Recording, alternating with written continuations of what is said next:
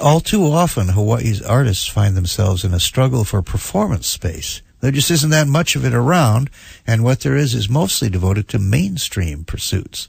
So where do young alternative artists go to do their thing?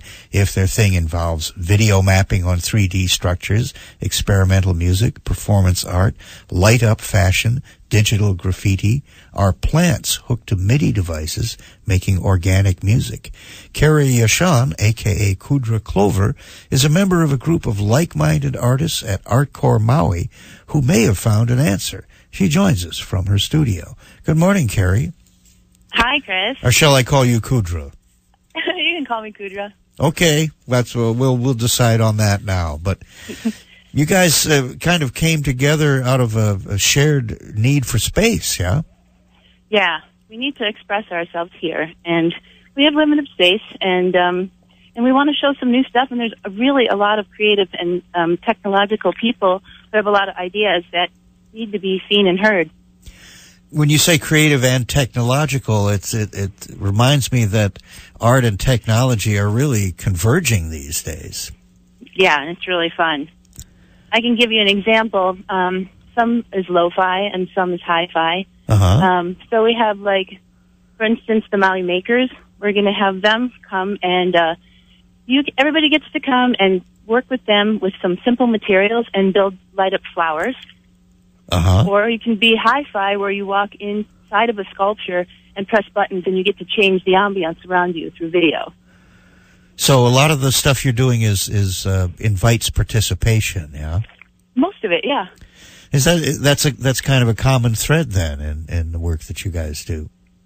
Yeah, well, there is some performance, and there's music that, you can watch, but usually you're dancing along with it. So, yeah, most of it is interactive. And that seems like kind of a core value for a lot of young artists. Does it seem that way to you? Yeah, I think we're changing and moving into that direction. I hope so. Well, I think it's, all you have to do is do it, right? Yeah, let's just do it. We need a place. Some of the things that you talked about, I think people will only just know what they are, and I'm thinking in particular of light up fashion. What's that? Well, I don't want to give it all away, but it's what it sounds like. Light up fabrics and light up material, and ways to stitch in things into your fabric to make it glow. And so that's part of what you guys are going to be going to be showing? Not this time. We did it in our last show, but not specifically in this show. Well, there's another thing, Carrie, that you mentioned, which I really liked, which is probably requires some explanation for people.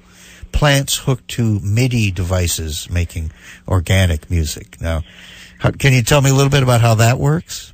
I can't quite tell you how it works. That is someone we're going to invite in for our big show next year. It's SHIFT, and that's where we're going to try to reach out to artists that aren't just on the island. So we're seeing if we can get them over here. Well, good luck on that. Tell me a little bit about how this all... Take me back kind of to the origins of artCORE, Carrie, if you will. Well, there's 5 of us involved, and we've all been working together on the island in one form or another, doing, like, festivals or participating in art shows, and we just kind of got tired of, not having a place, and I just took it on ourselves. So we're just going to forge ahead and, keep making venues and places and times where people and the whole community can get involved and submit art projects. At first, were you doing what you might call pop-up events, finding a place and just doing a single event? Yeah. And we could still pretty much pop up. I mean, we're starting to work with the Maui Tropical Plantation because they have such a big venue. Mm-hmm. So we hope that we can keep working with them annually. But we're open. We're open to go. We'll come over there. Well, it can only grow, right, as long as you've got the response from people. How has the response been to date?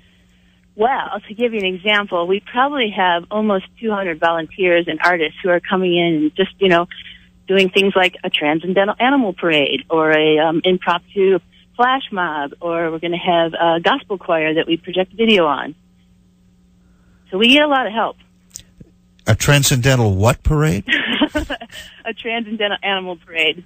And I can't tell you much about it because it's not my project, but... Well, it's an Probably what it intriguing, sounds like.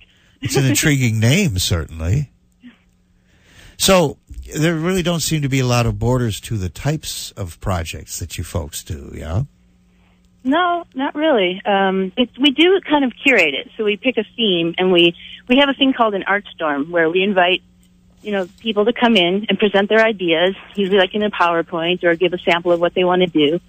And then we go around the room, and sometimes people have come and they don't have a project, so they want to join up and help them. Or if the project needs like additional lighting or sound, then we can help them with that, to see their vision come true. So it does seem as if a lot of technology is involved in all of these things: video projection, computer graphics, what you call digital graffiti. Mm-hmm. What do you think brings that about? I mean, what were you calling lo-fi versus hi-fi? What do you think brings the lo-fi? I mean, the hi-fi artists in? Just because they want to flex their muscles and show off something new. They want to flex their brains, and they thought about a project that they want to see.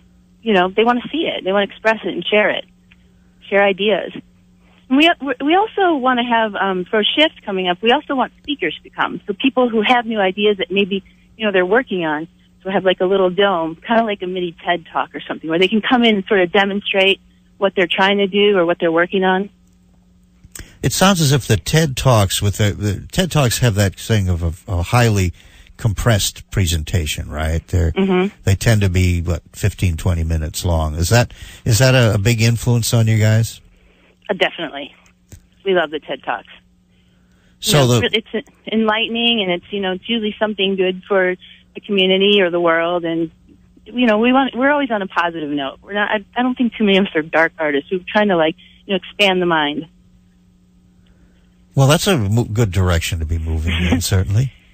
And we also our motto is party with a purpose. So we team up with different. Right now we're teaming up with the Wisdom Center for Autism. With so what? I'm sorry. Back. Say again. It's this time we're working with a nonprofit called the Wisdom Center for Autism. Well, terrific. Thanks very much for talking with us, Carrie.